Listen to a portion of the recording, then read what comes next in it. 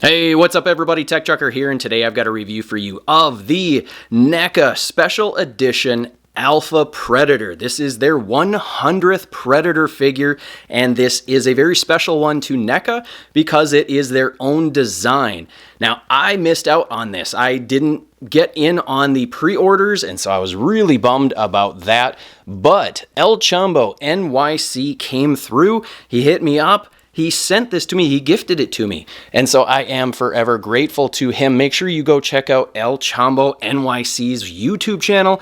He does amazing dioramas. He does some reviews as well, so go check him out. I'll have a link in the description below. But let's not take any more time. Let's go ahead and crack this thing open and take a closer look. So one of the coolest parts about this figure is because this is NECA's 100th figure, this is their own design, and so a lot of the sculpt throughout this is actually unique. It's the first time we've seen this, and there's a couple of, well, there's one major benefit in the articulation that we'll get into in just a minute, but one of the biggest things that you're going to notice is he doesn't have this little grid-like look to the skin. That is very different. He is taller, and we'll show you just how tall he is in a comparison. The color of his skin is much more white and lacking pigment. And because this is considered to be like a primitive Predator figure, I think, like one of the earlier versions, he hasn't gotten necessarily like all of the technology. You can see some of the weapons with his wrist pieces here. These are just bones that from creatures that he has obviously, you know, slain and made these into his own weapons and whatnot. You've got a skull here, which is awesome. There's just so many amazing details on here. It looks like it's an exoskeleton, but it's essentially like an armor that he's got around his chest and onto his shoulders. It's obviously the rib cage of, I'm guessing, an alien is my guess. And then on his back here, we've got an even bigger piece. We've got some horns or spikes here. And then even the dreadlocks are different in that one. He's got like a ponytail where it's wrapped here, which is awesome. Everything is lacking in brilliant colors, which is kind of nice. It gives you that primitive feel, which is super cool. And everything on here is so incredibly detailed, and even better is different. And one thing that I wanted to note, he's got a little belt here. This is separate. It does float around. The skirt piece, all of this is so well sculpted. So for a special edition sort of figure, NECA really did a great job on this thing. The other part about the sculpt that I want to really focus in on is the head sculpt. NECA always does an amazing job with the head sculpts on these Predator figures, and this one is very, very well done. I love the teeth. They're painted really nicely. You can see they're very yellowed, and so it kind of gives you that, again, primitive feel of not really being able to keep up with things. And I like that attention to detail. It gives it an old world kind of look and feel, and I am really digging on this piece a lot.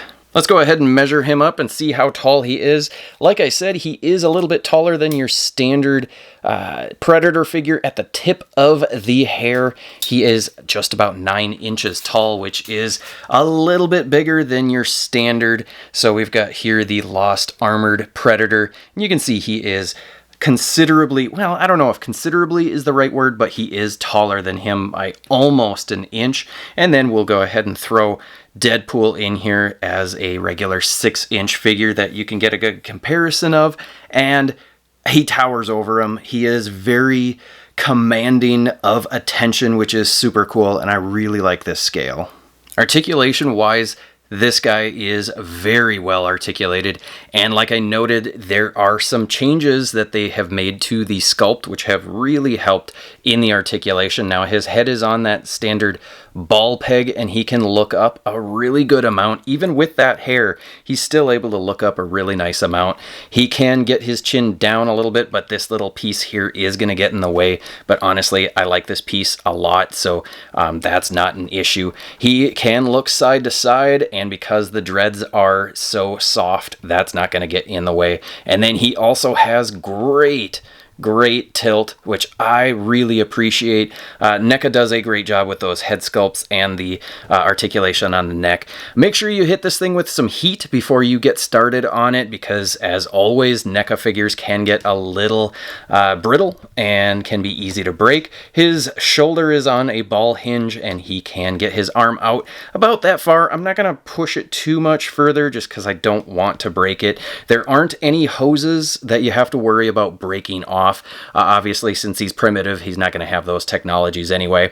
He can rotate his arm pretty much 360. The shoulder pad, which is a little bit softer, is going to get in the way, but you can kind of move that out of the way if you need to. There is no upper bicep swivel, but there is a swivel at the bottom of the bicep, which, you know, works pretty well. He does have double jointed elbows, and he has a really good range of motion. I mean, he can touch his face, which, I mean, not all action figures are able to touch their own faces. That is really nice. He does have a swivel at the top of the forearm, which is also nice.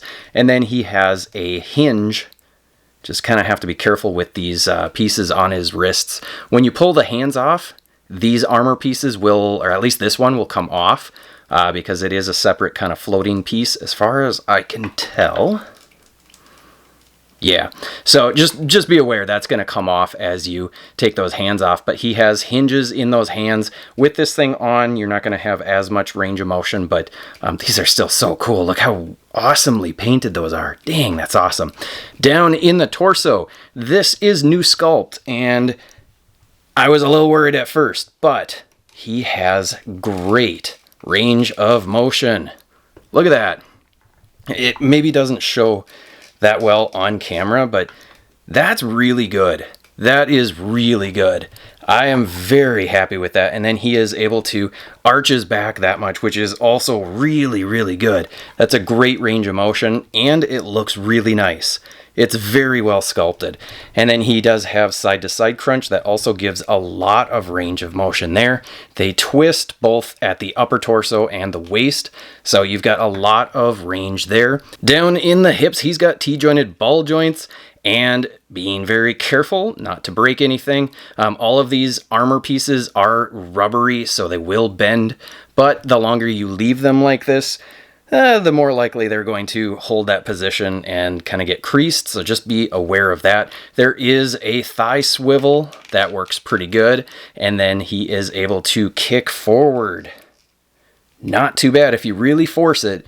Being careful, he can kick forward that far, which is pretty good. He's able to kick back this far.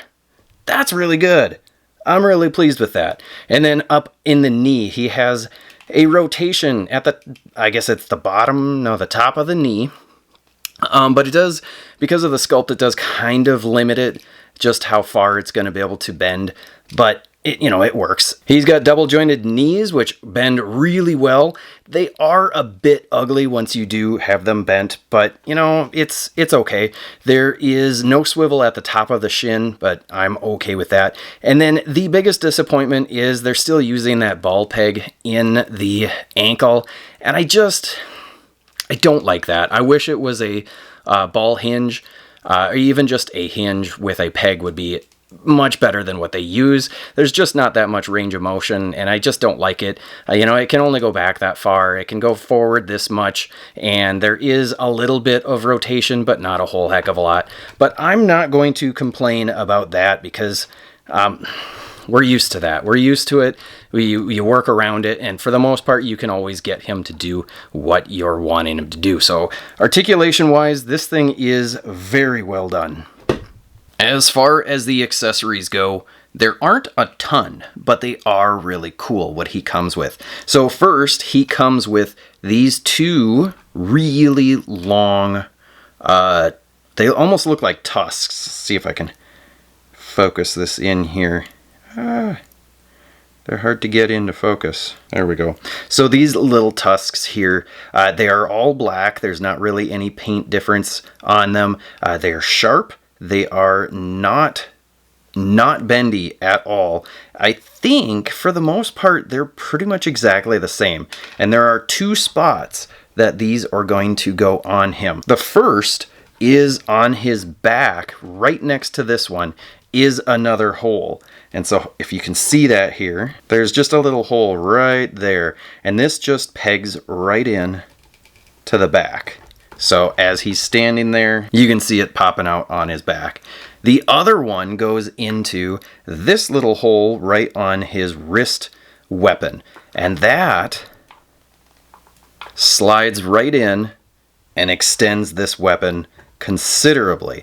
Now, the other thing that I didn't really point out before is this piece. It looks to be a jaw mandible sort of piece. One, there is a slide effect, so it can go up and down so that it's, you know, extended or not extended. And then also the jaw part kind of hinges a little bit. Be careful how far you're going to do that, but also be very careful. There is a really sharp bone spur-like thing here. I mean, this thing is needle sharp, very sharp.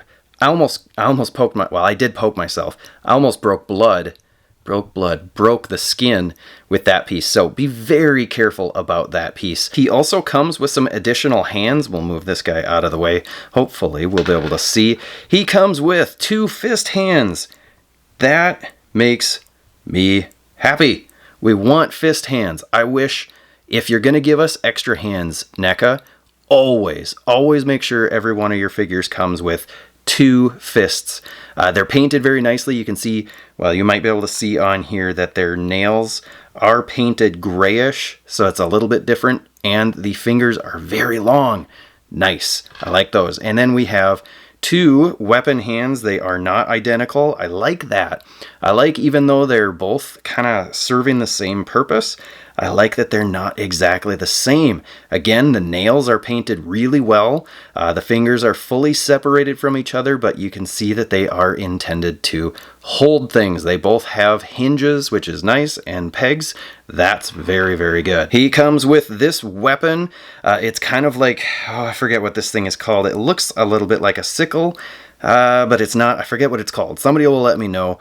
It's obviously, I go back to that word primitive. It's a very primitive looking weapon, something that wasn't built through technology, which is awesome. It's painted very nicely. It kind of matches the color tone of the actual figure. There's a little loop down here that you could slide this in, and he could hold it like that, kind of like a little harness, which is nice. I like that. Just be careful. It's very thin plastic, so you could easily break that if you hook this thing on. So I would say pose them up and then put this thing in if that's what you're going to be doing with that. And then the other weapon that he comes with is this absolutely spectacular staff.